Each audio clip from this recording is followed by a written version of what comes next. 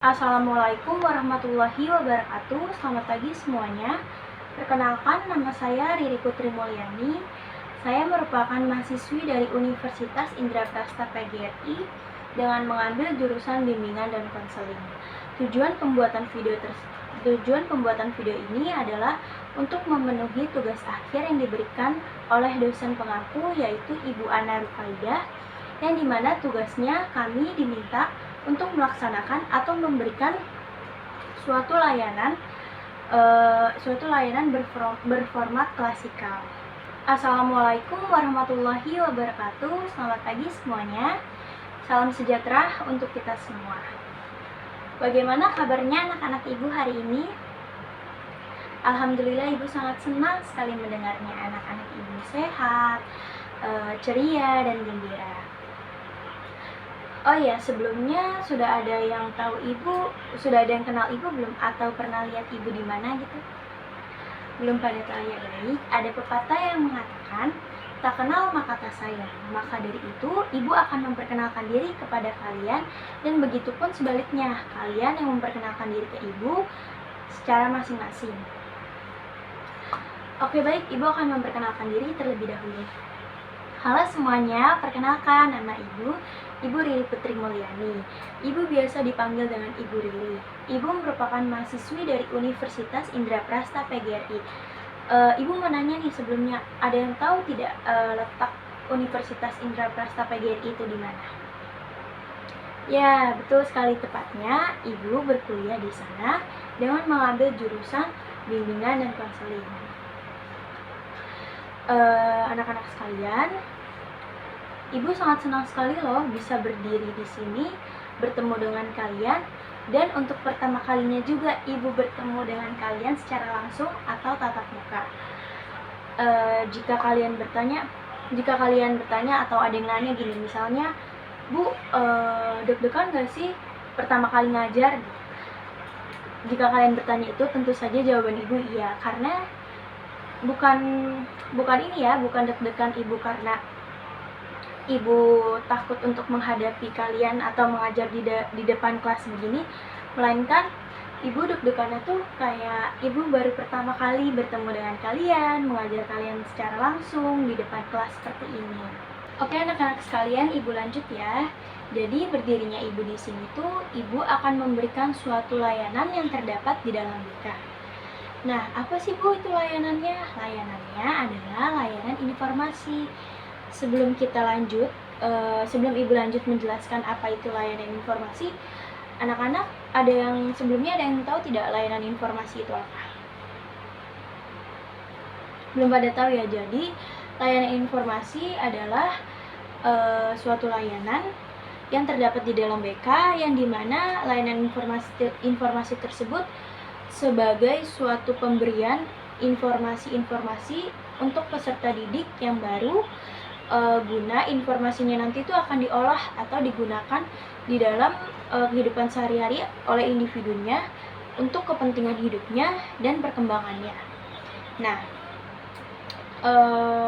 anak-anak sekalian sudah mengartikan apa definisi atau arti dari layanan informasi tersebut, atau ada yang ingin ditanyakan? Misalnya seperti Bu, apa sih manfaat dari layanan informasi? Atau misalnya lagi, Bu, mengapa sih layanan informasi itu sangat penting? Baik, ibu akan menjelaskan. Jadi layanan informasi itu tentunya sangat penting bagi siswa-siswa yang masih belum tahu. Misalnya dengan adanya layanan informasi itu, nantinya siswa yang belum tahu akan menjadi tahu, siswa yang belum bisa akan menjadi bisa. Nah, di layanan informasi ini, tugas guru BK tuh nantinya akan memberikan suatu informasi-informasi terkait yang baru, yang siswa belum tahu. Nah, nanti dari layanan informasi tersebut, siswa ini dapat mendapatkan suatu wawasan yang baru. Nah, baik anak-anak ibu sekalian, tadi sebelum ibu memasuki ruangan kelas ini untuk mengajar kalian, ibu melihat di dalam ruangan BK itu ada banyak sekali kakak-kakak kelas kalian, yaitu kelas 12. Mereka tuh sedang berkonsultasi mengenai jurusan yang nantinya mereka akan tuju untuk ke jenjang berikutnya, yaitu untuk ke jenjang pendidikan berikutnya, yaitu mereka berkuliah. Nah, kakak kelas kalian tuh mengunjungi ruangan BK untuk meminta pendapat atau sekaligus untuk mengetahui di mana sih minat ataupun bakat mereka. Nah, nantinya guru BK tersebut tuh akan memberikan suatu solusi yang dimana solusinya itu contohnya guru BK nanti akan melakukan need assessment. Dimana need assessment itu kan need assessment itu kan digunakan untuk mengetahui apa sih kebutuhan siswa atau apa sih masalah yang lagi dihadapi siswa gitu. Nah, makanya dari need assessment itu nantinya guru BK akan mengetahui, oh ternyata siswa A minatnya di sini ya, oh ternyata siswa B bakatnya di sini ya. Nah terus need assessment itu guru BK tuh nantinya mengetahui di mana kemampuan siswa tersebut ataupun di mana minat ataupun bakat siswa tersebut yang mereka punya. Nah, maka dari itu setelah Ibu melihat kejadian tadi, Ibu di sini akan memberikan suatu layanan kepada kalian semua terkait dengan kejadian tadi. Yaitu yang tadi sudah Ibu katakan, Ibu akan memberikan suatu layanan informasi yang dimana dengan judul topik layanannya itu mengetahui minat dan bakat. Nah, nantinya pasti salah satu dari kalian tuh ada yang bertanya, Bu, emang penting ya mengetahui minat dan bakat kita? Atau Bu, emang apa sih manfaatnya untuk kita sendiri mengetahui minat dan bakat? Nah, nanti Ibu jelaskan di dalam pelayanan ini secara langsung. Pelayanan ini nanti Ibu akan jelaskan atau Ibu akan kasih tahu, dan nantinya kita akan bahas bareng-bareng nih apa begitu penting, apa itu manfaatnya, nanti akan kita bahas bareng-bareng. Di dalam layanan ini Ibu mau anak-anak nih terbuka, dalam artian anak-anak misalnya saat Ibu menjelaskan materi yang nantinya Ibu sampaikan, anak-anak kurang memahami nih, dimana Ibu misalnya menjelaskannya kurang tepat atau terlalu cepat. Nah, nanti anak-anak bisa langsung terbuka, yang artinya anak-anak misalnya tidak tahu di bagian mana yang anak-anak kurang mengerti, anak-anak langsung tanyakan kepada Ibu, Bu, saya kurang mengerti loh di bagian ini, atau Bu, saya kurang paham deh yang bagian ini tuh menyelesaikannya bagaimana. Nah, di situ anak-anak Ibu mau terbuka kepada Ibu, jadi langsung tanyakan ke Ibu. Kemudian di dalam layanan ini juga kita menganut asas kenormatifan dengan norma-norma asas kenormatifan, yang artinya selama layanan ini berlangsung, kita tidak boleh bertentangan dengan norma-norma yang berlaku, baik ditinjau dari norma agama, norma adat, terus norma hukum ataupun negara, dan yang terakhir itu norma ilmu atau kebiasaan sehari-hari. Nah, asas kenormatifan ini tuh sangat penting di dalam layanan ini. Asas ini diterapkan terhadap isi maupun proses penyelenggaraan bimbingan dan konseling. Baik anak-anak, selanjutnya pada hari ini Ibu akan memilih model pembelajaran. Kan ada 7 model pembelajaran. Nah, Ibu akan memilih salah satu dari 7 ini. Ibu memilih model pembelajaran, yaitu model pembelajaran project based learning, yang dimana model pembelajaran ini tuh mengacu pada proyek ataupun kegiatan sebagai media pembelajaran. Nah, maka dari itu Ibu nantinya akan menggunakan media pembelajaran, yaitu salah satunya ada PPT atau PowerPoint yang bisa kita sebut. Itu PowerPoint nantinya tuh PowerPoint-nya itu akan menampilkan suatu materi yang terkait nantinya materi yang Ibu sampaikan, yaitu PPT itu berisi mengenai tentang minat ataupun bakat. Nanti akan Ibu tampilkan PPT tersebut sebagai media pembelajaran pada hari ini. Anak-anak sekalian, baik kita bisa memulai kegiatan layanan informasinya sekarang. Namun, sebelum masuk kepada pembahasan, alangkah baiknya kita berdoa terlebih dahulu agar diberikan kelancaran dan kemudahan selama kegiatan serta semoga segala hal yang kita pelajari nantinya itu akan dapat termemori dengan baik sehingga dapat kita terapkan dan dapat memberikan manfaat bagi kita sendiri ataupun orang lain nantinya. Sebelum kita masuk ke dalam tahap inti dan atau membahas nantinya lebih dalam lagi, ada baiknya kita berdoa terlebih dahulu sesuai atau menurut kepercayaannya masing-masing. Berdoa dimulai.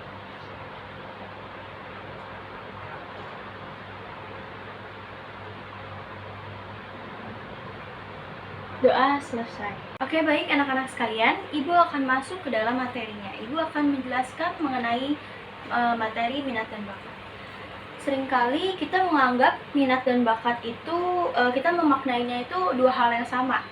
Namun pada nyatanya dua hal tersebut cukup berbeda, di mana bakat itu adalah suatu potensi yang dimiliki oleh seseorang sejak lahir atau bawaan sejak lahir. Berkat bakat ini, seseorang tersebut tuh jika mempelajari hal-hal yang baru, mereka akan lebih cepat menangkapnya dan memperoleh hasil yang baik juga dibandingkan dengan orang lain. Nah, contohnya itu kayak misalnya bakat menyanyi, bakat melukis, terus bakat menari, dan lain sebagainya. Nah, di dalam bakat ini terdapat jenis-jenisnya, di mana ada 5 jenis-jenisnya. Yang pertama ada bakat umum, ada bakat khusus, ada bakat skolastik, ada bakat abstrak, dan yang terakhir adalah bakat mekanik. Bakat umum merupakan suatu kemampuan dasar yang bersifat umum, alias pasti setiap orang memilikinya. Misalnya itu berbicara, terus berjalan, bergerak, dan berlari. Nah, kalau misalnya bakat khusus, suatu potensi yang dapat dimiliki yang hanya dapat dimiliki tuh oleh segelintir orang. Bakat khusus ini tuh jarang ditemukan orang yang memiliki bakat khusus tersebut. Dan jika seseorang memiliki bakat khusus ini tuh, seseorang ini nantinya tuh akan lebih menonjol dibandingkan orang lain pada contohnya pada aspek-aspek tertentu. Kemudian yang ketiga itu ada bakat skolastik, yang dimana seseorang yang mempunyai bakat ini, mereka tuh akan lebih condong pemikirannya tuh pada logikanya, terus pada angka-angka. Mereka tuh akan lebih bisa di situ, akan lebih mempunyai keunggulan di situ. Orang yang mempunyai bakat skolastik ini tuh kemampuan bernalarnya tuh lebih baik. Terus perhitungan itu tuh dia kalau di angka-angka lebih baik. Terus dia ini pada seseorang yang mempunyai bakat skolastik, mereka berpikirnya tuh sebab akibat. Seseorang yang mempunyai bakat skolastik ini tuh pandangan hidup mereka tuh bersifat rasional. Kemudian masuk ke 4, yaitu jenis bakat abstrak. Jenis bakat abstrak itu jenis bakat yang mempelajari tentang pola, diagram, dan rancangan. Biasanya sebagian besar orang yang memiliki bakat abstrak ini, ia akan lebih cocok untuk menjadi desainer. Kemudian yang terakhir adalah bakat mekanik, di mana seseorang yang mempunyai bakat ini, potensi mereka pasti berhubungan dengan prinsip-prinsip mekanik. Orang yang mempunyai bakat ini,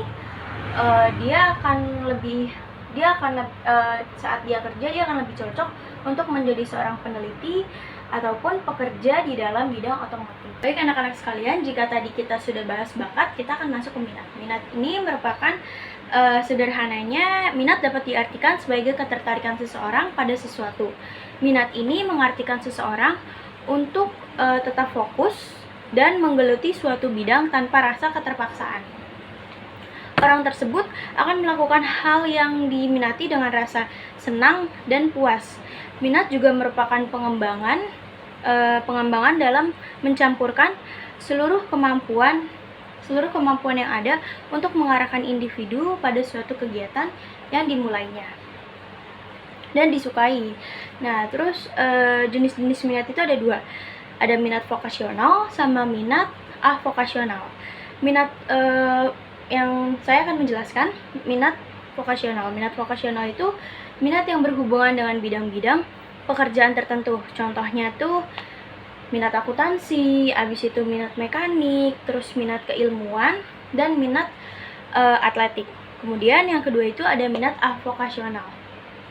Minat yang berhubungan dengan suatu kegiatan untuk memperoleh kepuasan. Jenis minat ini adalah minat yang dilakukan berdasarkan hobi. Contohnya itu minat dalam bidang seni, minat dalam bidang olahraga, minat dalam bidang hiburan, dan lain sebagainya. Dari kedua pengertian yang tadi sudah saya jelaskan, ada pengertian, ada jenis, ada contoh antara minat dan bakat. Tentunya mereka itu pasti memiliki perbedaan karena memang pada dasarnya minat dan bakat itu merupakan suatu hal yang berbeda. Bakat, di mana bakat adalah potensi bawaan yang dimiliki seseorang sejak lahir, sedangkan minat ini adalah ketertarikan seseorang terhadap suatu bidang atau aktivitas tertentu. Bakat tidak bisa dilihat hanya dari ketertarikan dan minat seseorang terhadap sesuatu saja, melainkan dilihat dari kemampuannya dalam melakukan bidang tersebut. Dan jika seseorang mempunyai minat pada bidang tersebut, belum tentu juga ia memiliki bakat di bidang tersebut pula. Baik anak-anak ibu sekalian, masih pada semangat kan untuk mempelajari materi berikutnya? Alhamdulillah, ibu sangat senang sekali kalian masih semangat atau masih antusias untuk memperoleh informasinya. Nah, tadi kan sebelumnya kita sudah membahas tentang pengertian, tentang jenis-jenis, dan tentang perbedaan. Nah, sekarang kita masuk ke dalam, pasti anak-anak sekalian tuh ada yang nanya kayak, Bu, gimana sih cara menentukan minat dan bakat kita sendiri? Nah, jadi tuh cara menentukan minat dan bakat, yang pertama itu ada temukan hal yang paling kalian sukai. Untuk menemukan hal yang paling kalian sukai itu susah-susah gampang. Nah, namun jika kalian sudah tahu kalian suka di hal apa nih, misalnya kayak suka, oh hobi saya melukis, oh hobi saya menari. Nah, itu dapat memudahkan nantinya kalian untuk menentukan minat dan bakat kalian. Kemudian yang kedua ada amati hobi kalian. Dengan mengamati hobi kalian, nantinya juga dapat memudahkan untuk kalian menentukan minat dan bakat kalian sendiri. Yang ketiga, mencari pengalaman. Mencari pengalaman, misalnya kalian mengeksplor tentang hal-hal yang baru. Nah, nanti kalian pasti dalam mencari pengalaman tersebut, kalian mendapatkan ide ataupun wawasan-wawasan baru yang nantinya kalian sukai. Nah, itu bisa juga memudahkan untuk menentukan minat dan bakat kalian. Kemudian yang keempat, mengikuti kegiatan ekstrakurikuler di sekolah. Pastinya di setiap sekolah mempunyai kegiatan ekstrakurikuler. Misal pada contoh ada PMR, ada paskibra, ada olahraga, atletik misalnya kayak basket, bulu tangkis, dan lain-lainnya. Nah, saat kalian mengikuti kegiatan ekstrakurikuler di sekolah, pastinya nanti kalian akan memilih, oh saya lebih suka ke ini, oh saya lebih suka ke olahraga, oh saya lebih suka ke seni. Nah, itu juga dapat memudahkan untuk kalian menentukan minat dan bakat kalian. Dan yang terakhir, mencari poin plus dalam diri kalian. Sebagian besar banyak orang yang tidak percaya pada dirinya sendiri, karena sangat sulit untuk percaya dengan diri kita sendiri.